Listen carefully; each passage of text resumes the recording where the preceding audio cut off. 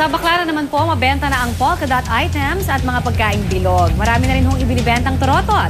Puntahan naman natin ngayon si Von Aquino sa kanyang live report. Von? Yes, Connie, matapos nga ang Pasko ay patok naman dito sa Baclaran ng mga pinaniniwalaang pampaswerte sa bagong taon. Mga polka dots at pampaingay, yan ang patok na ibinibenta dito sa Baclaran ngayong papalapit ang bagong taon. Ang mga damit na polka dots pambabae, ibinibenta sa halagang 50 pesos lang. Ang ternong pambata na polka dots rin, 220 pesos lang. Ang pitaka na ito na polka dots din ang disenyo, mabibili ng 150 pesos lang para sa 2 piraso. Ang mga tsinelas na ito, 50 pesos ang kada pares.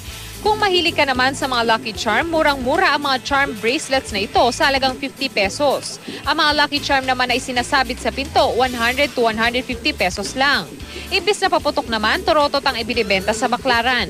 Kung pagod ka na sa kakaihip ng torotot ito at may bagong klase ng torotot na ibinibenta lamang sa halagang 60 pesos at ang kailangan mo lamang gawin ay bombahan ito ng hangin upang makapag-ingay ka na sa bagong taon. Kasi po para pag-iwas sa pwedeng masugatan kasi yung torotot walang masusugatan at saka maingay po to sa bagong taon.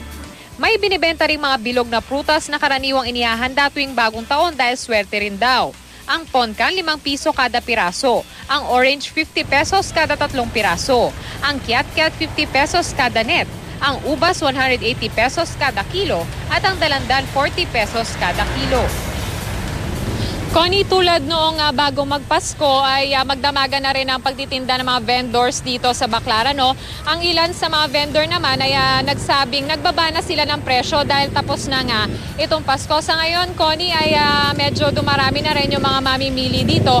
Bagamat yung mga ilang tindahan ay sarado pa. At paalala nga natin, Connie, sa ating mga kapusong mamimili dito sa Baclaran ay talagang mag-iingat sila doon sa mga kawatan.